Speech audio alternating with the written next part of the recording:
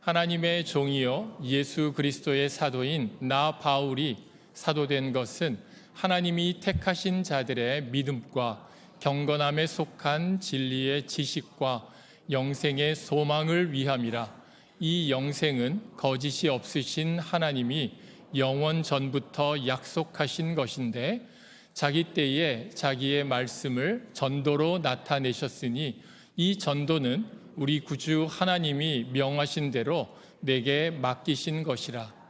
같은 믿음을 따라 나의 참 아들 된 디도에게 편지하노니 하나님 아버지와 그리스도 예수 우리 구주로부터 은혜와 평강이 내게 있을지어다.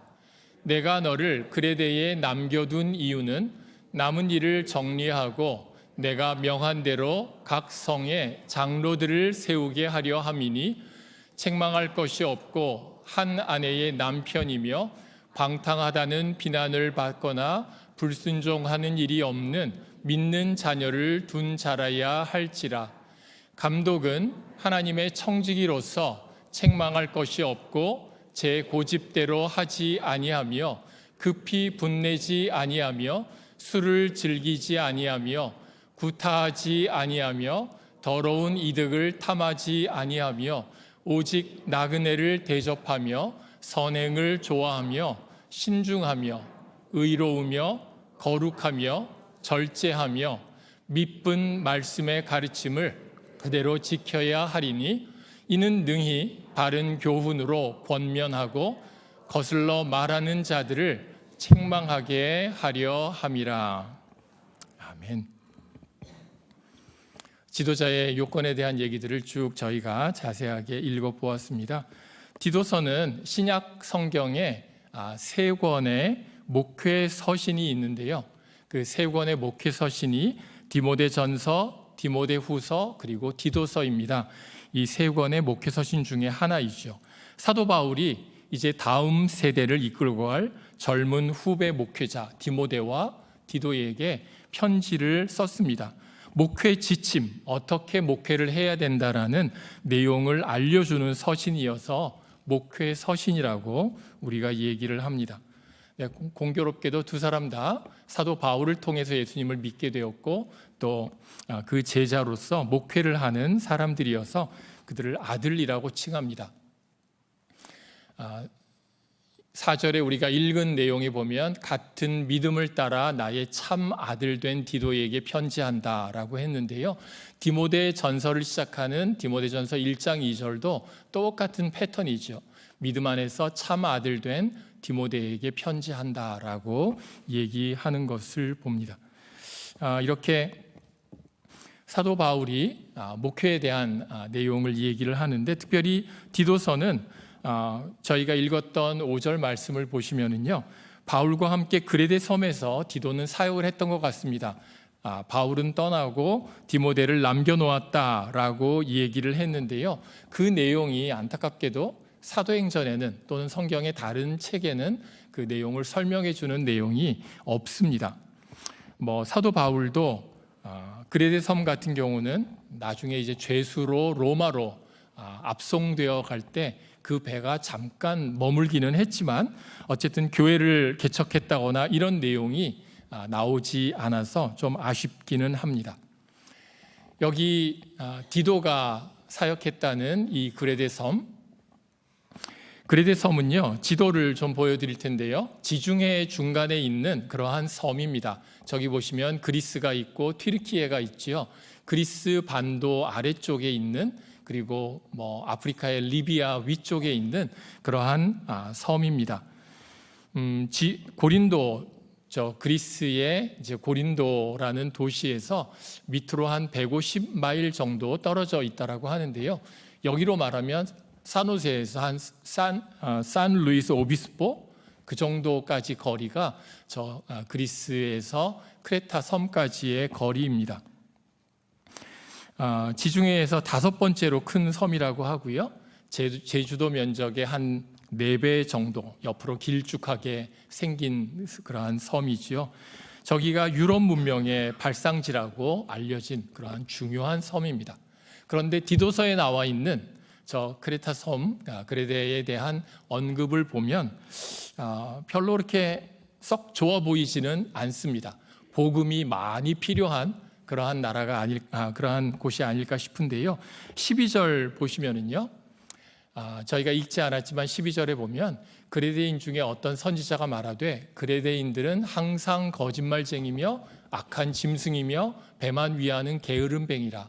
사람들에게 별로 인정받지 못하는, 별로 선하지 못한 그러한 사람들이 살고 있는 곳이었다라고 알 수 있습니다. 거기에는 10절에 나오는 것처럼 할례파, 어떤 유대주의적인 그러한 이단 사상도 있었기 때문에 그들을 경계하면서 오늘 우리가 읽은 본문에서는 장로들을 세우라, 지도자들을 세우라라는 그러한 내용을 얘기를 해주고 있습니다. 내용을 좀 보면은요, 우리가 처음 읽은 1절부터 4절은 그 당시의 전형적인 서신 형식을 따라서 누가 누구에게 편지한다, 이러한 내용을 하고 있습니다. 사도 바울이 디도에게 이렇게 얘기를 하고 있죠. 그러면서 사도 바울에 대해서, 편지를 쓰고 있는 사도 바울에 대해서 자세하게 소개를 하고 있는데요.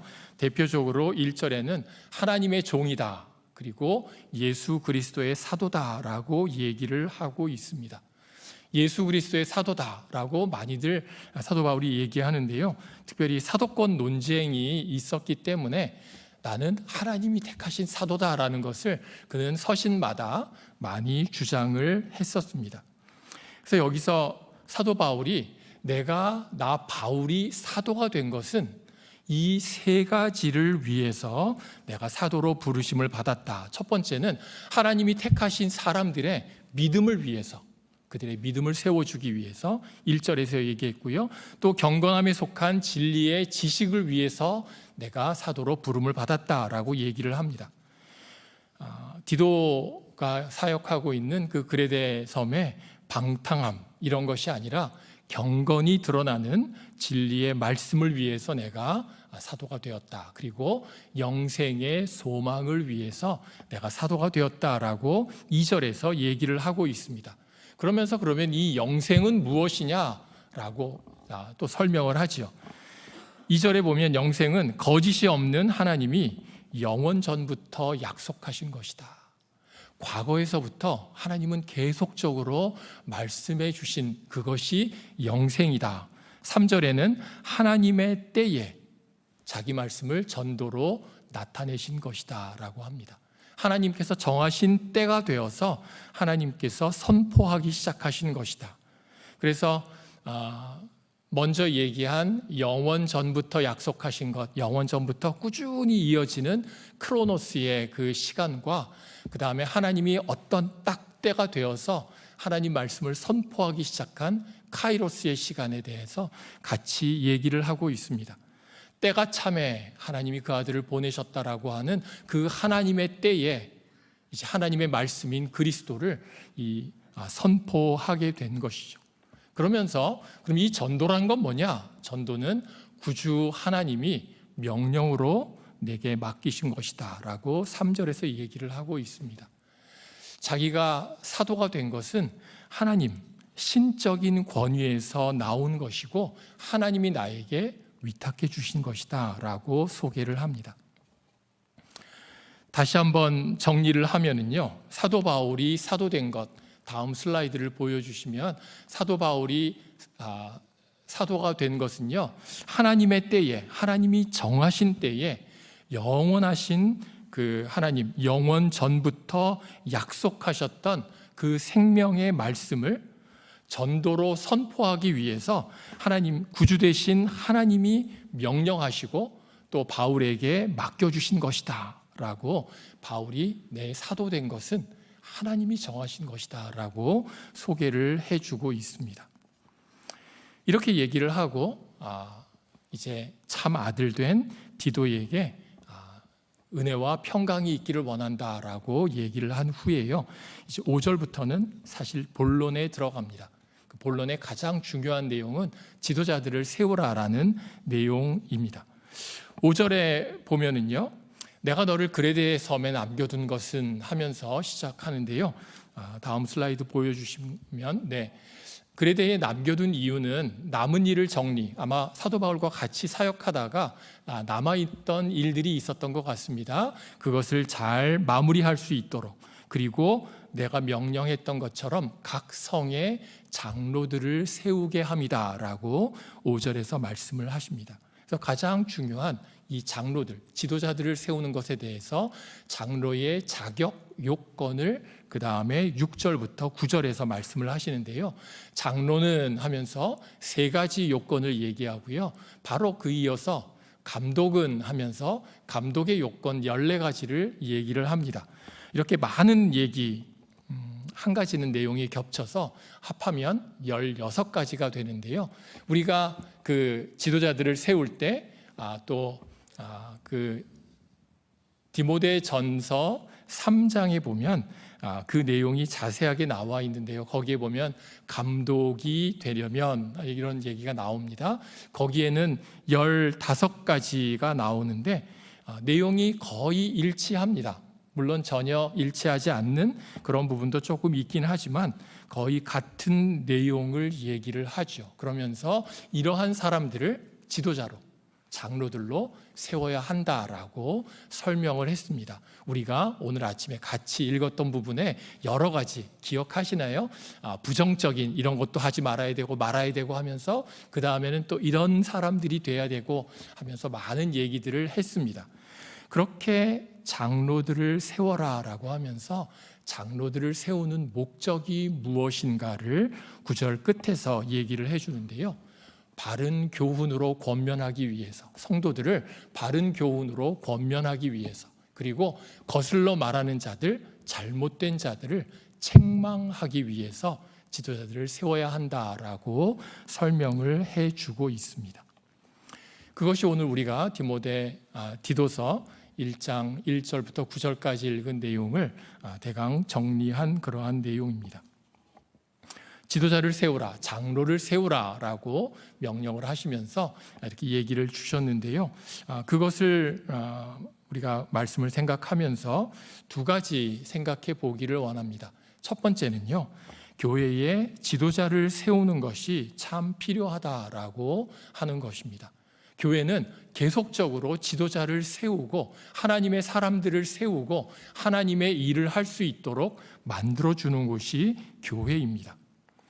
여기서 말하고 있는 장로와 감독은 목사를 의미합니다. 그래서 엄밀하게는 오늘 우리가 읽은 내용은 그 자격 요건들은 교역자, 목사, 전도사 이러한 사람들을 세우는데 적용되는 말이라고 얘기를 할 수 있습니다.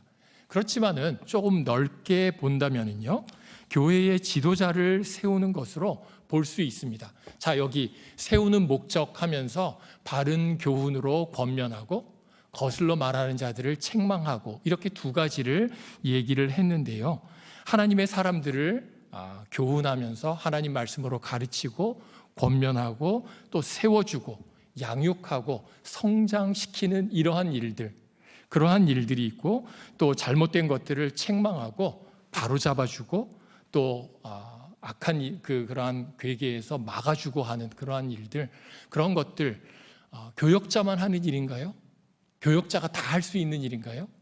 그게 우리 교회에 세워주신 지도자들이 바른 교훈으로 권면하는 일과 또 거슬러 말하는 자들을 책망하는 일에 함께 하고 있지 않습니까?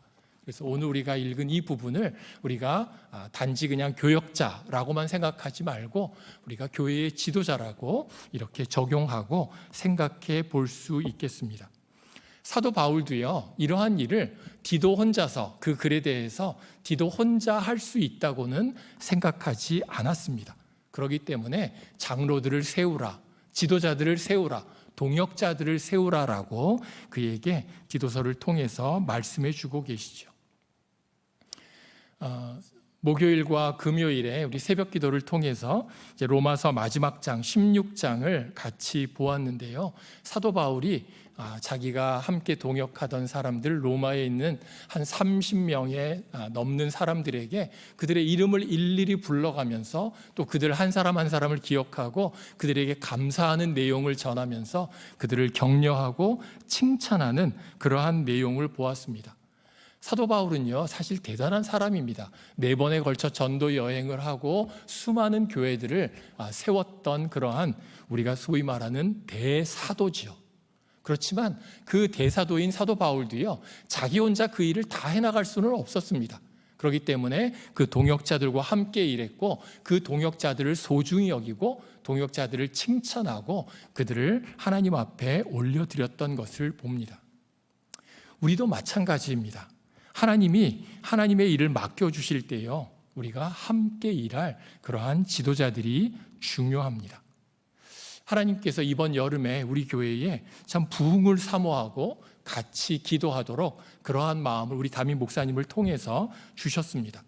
하나님 나라의 부흥은요, 어느 한두 명의 슈퍼히어로가 놀랍게 막 휘저어가면서 일을 하는 게 아니고요, 하나님 앞에 함께 기도하면서 함께 수고하는 그러한 동역자, 그러한 지도자들이 세워져야 하나님 나라의 부흥이 이루어진다고 생각합니다. 참 중요한 일이고요. 그렇게 지도자들을 세워 나가야 합니다. 이번에 이제 목장 재편성을 하고 있습니다. 9월 달부터 이제 새롭게 편성된 목장을 하게 되는데요. 우리 함께 일할 많은 동역자들이 필요합니다. 우리 목자로 함께 수고하시고 함께 사람들을 돌볼 그러한 일들, 우리 사역할 자리가 많이 있습니다. 여러분들 마음속에 함께 사역하고자 하는 그런 마음을 하나님께서 내려주시기를 간절히 소원합니다. 어떻게 지도자들을 세울 수 있을까요? 하나님의 교회에 어떻게 많은 지도자들을 세워서 함께 동역하게 만들 수 있을까요? 열심히 찾아서 권면해야겠죠.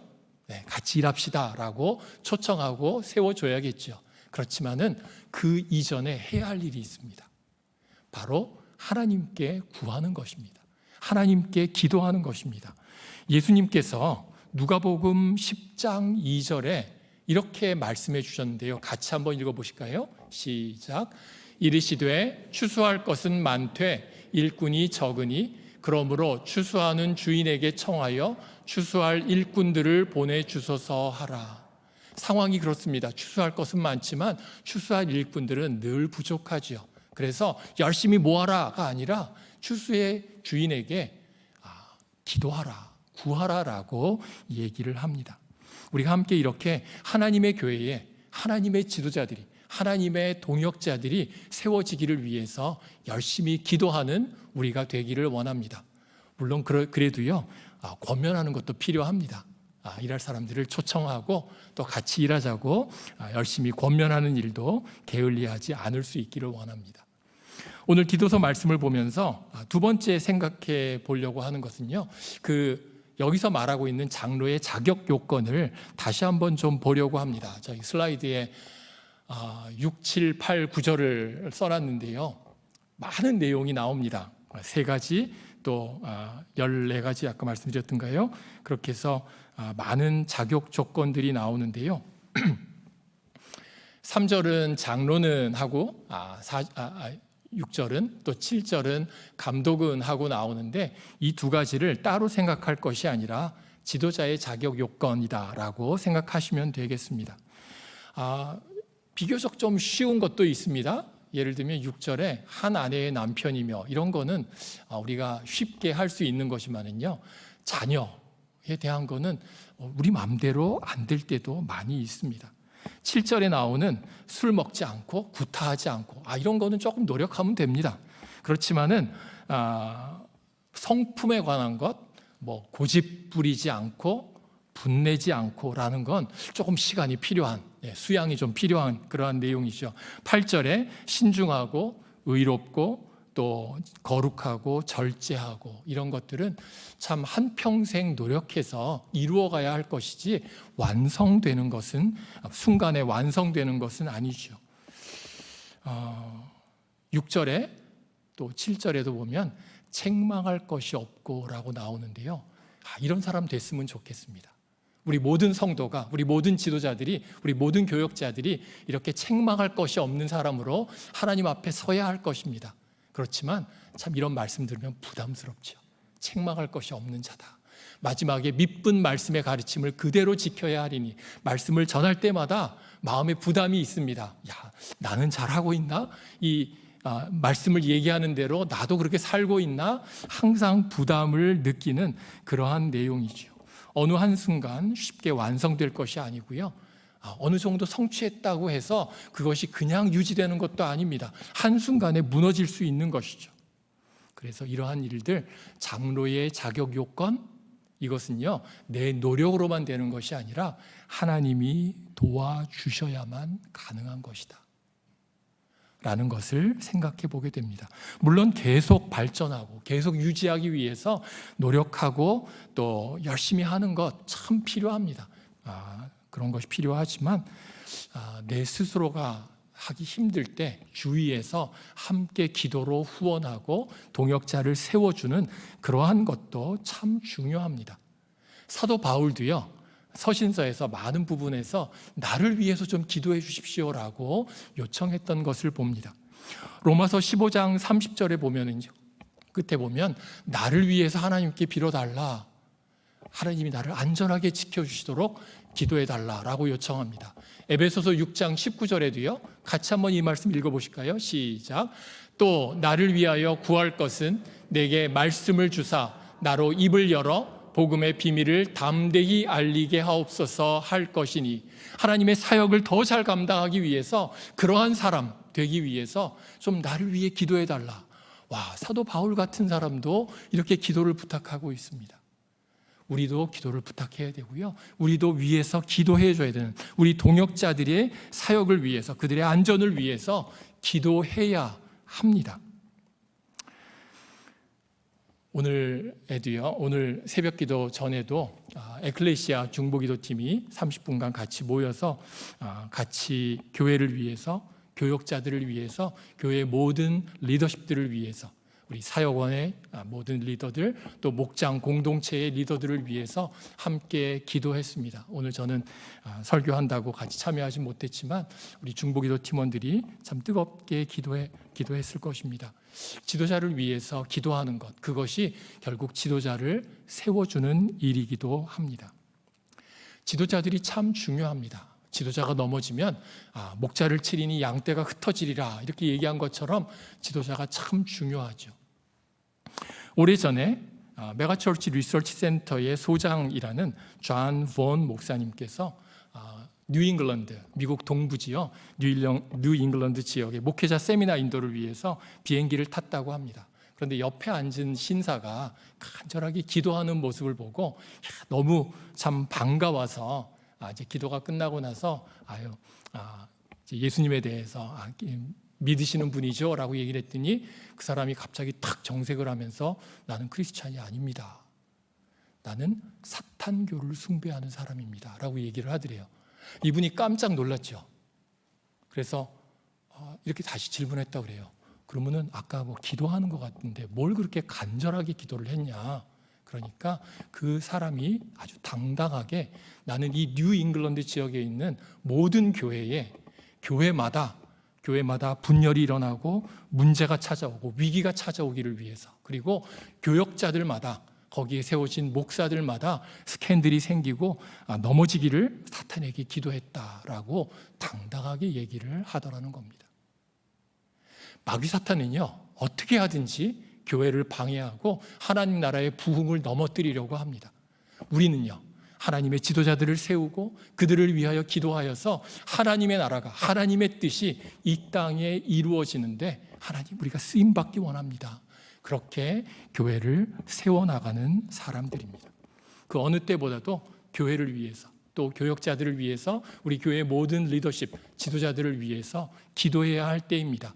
악이 창궐한 때고요, 세상의 권세가 교회를 넘어뜨리려고 온갖 일들을 다 저지르고 있는 그러한 때입니다.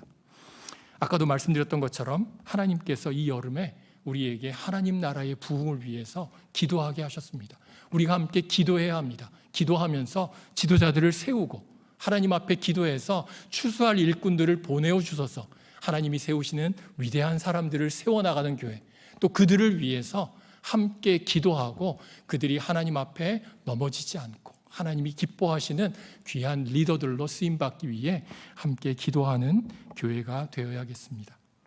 우리 계속 또 말씀을 통해서 담임 목사님도 나누시지만요, 7월 19일이 되면 우리가 수요 횃불 기도회를 시작한 지 3년이 되는 날입니다. 저희가 팬데믹이 갑자기 터지고 모이지를 못하고 그래서 교회에 함께 모이는 예배가 잠시 중단이 되었죠. 어찌해야 할까 하는 그 상황에서 하나님 앞에 기도해야겠다라는 그러한 마음을 가지고 참 어려운 때 하나님께 매달리고 부르짖으면서 수요 횃불 기도회를 통해서 기도했습니다. 그것이 이제 3년이 되었습니다. 하나님, 다시 한번 부흥의 역사를 일으켜 주시고 하나님의 교회에 하나님의 사람들, 교회 지도자들을 세워주시고 그들이 하나님의 놀라운 뜻을 이루어가는 하나님의 사람들이 되도록 우리가 함께 기도하면서 주님 앞에 나아갈 수 있기를 원합니다. 우리 여기 토요 새벽 기도회에 늘 기도하기 위해서 나오시는 우리 귀한 믿음의 성도님들, 7월 19일 하루만이라도 여러분들 기억하시고 수요 횃불 기도회에 함께 나오시고요. 또 할 수만 있으면 계속 나오세요. 수요일 날 오셔서 함께 기도하시고 기도함을 통해서 이 땅에 하나님 나라를 이루어가는 그러한 귀한 교회로 함께 세워갈 수 있기를 원합니다. 지도자를 세우는 교회, 바로 뉴비전 교회가 될 수 있기를 원합니다. 같이 기도하시겠습니다.